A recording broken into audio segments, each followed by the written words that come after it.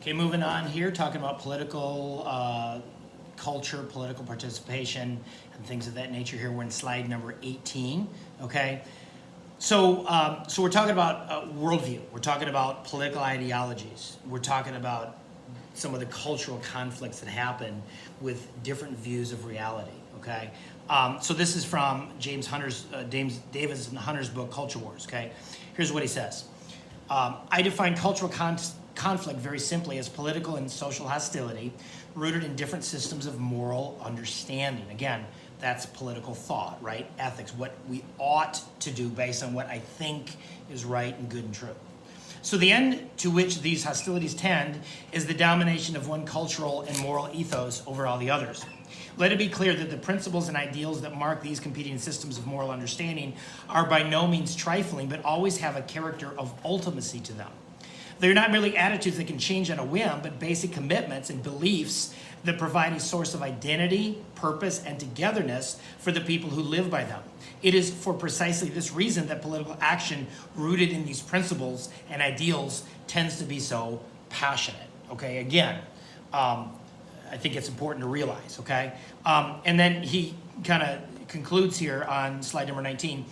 To come right to the point, the heart of the contemporary culture war is created by what I would like to call an impulse towards orthodoxy and an impulse towards progressivism. What's orthodoxy? An orthodoxy is, again, maintaining a continuity of traditions, cultures, values, ethics, okay, that don't change over time. Okay, if they were true yesterday, they're true today, they'll be true tomorrow. Okay, they don't change. Okay. Whereas progressivism is a viewpoint that, again, it's based on historicism, okay? Newest is truest, latest is greatest.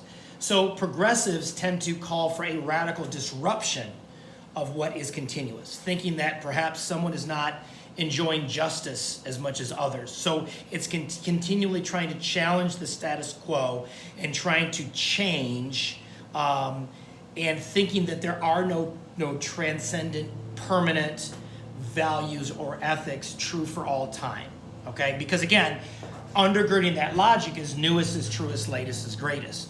So what is the truest is the most modern expression of whatever, okay?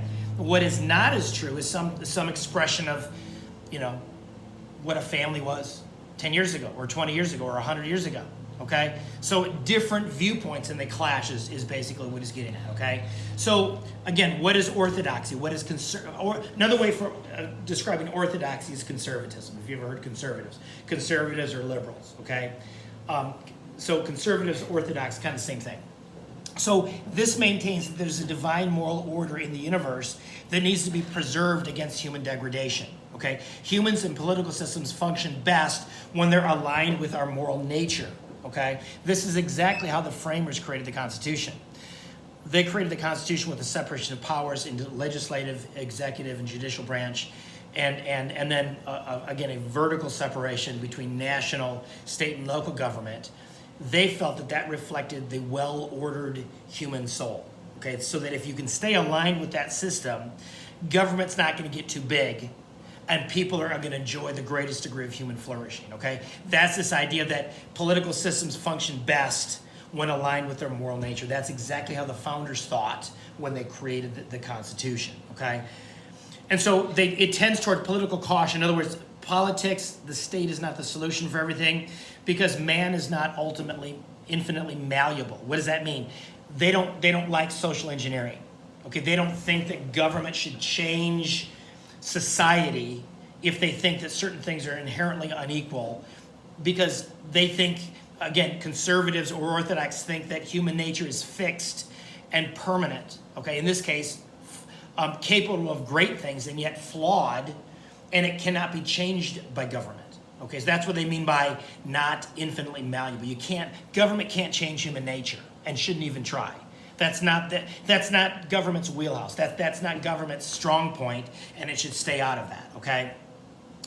Progressivism, again, slide number 21, this maintains that any moral order is socially constructed, so it can always change. They believe that morality is relative, it can always change. Man is malleable. In other words, they do think that human the nature that humanity has is not permanent, and so they believe political power in the state can be used to advance or make progress in the human condition. Okay, so they think that literally humanity can be changed by government. And so you can see ways of doing that. What's an example of that? Okay, the Swan-Mecklenburg decision we talked about earlier, where the Supreme Court decided that there should be forced busing across America, that by judicial fiat, by judicial decision, we should integrate the races through busing of school children. The idea of you could engineer a change in society that way. Okay, that's very much a progressive idea. The thinking is we can change human nature through government initiatives. Okay. So again, more definitions here. Okay, if you go to slide number 22. Okay, what is common to orthodoxy or conservatism is the commitment on the part of adherents to an external, definable, and transcendent authority. Such objective and transcendent authority defines, at least in the abstract, a consistent, unchangeable measure, sure of value, purpose, goodness, identity, both personal and collective. It tells us what is good, what is true, how we should live, and who we are. It's an authority that's sufficient for all time. Okay? What's an example of that? Remember Abraham Lincoln's speech, okay, where he said the Declaration of Independence is an abstract truth applicable to all men at all times. In other words, it doesn't matter. The proposition all men are created equal doesn't matter. It's true for all time. I don't care if it's 1830. I don't care if it's 500 BC. I don't care if it's 2025. All men are always created equal. You can't change that, okay? That's very much an orthodox or a conservative value. You can't change that, okay? Just trying to help you understand it. So, if you, again, here it is in Abraham Lincoln's letter to Henry Pierce on slide number 23. Again, you know, where Abraham Lincoln is singing the praises of the Declaration of Independence and Thomas Jefferson by saying, listen, what he did, he created this principle, all men are created equal. He created the Declaration of Independence that judges all forms of tyranny and holds all form of government accountable, right, to that principle. And the government that rejects equality, the people that reject equality, the people that reject the principles of the Declaration, okay, they're tyrannical. Okay, that's true for all time. You can't change that. Okay, that is very much a conservative orthodox position.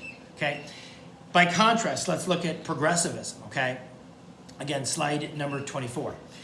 Within cultural progressivism, moral authority tends to be defined by the spirit of the age, the spirit of the modern age. In other words, whichever way the cultural winds and personal opinion and public opinion is blowing, that's what's true. Okay? So it's defined by the spirit of the modern age, a spirit of rationalism and subjectivism, a spirit of the human mind, science, subjectivism, what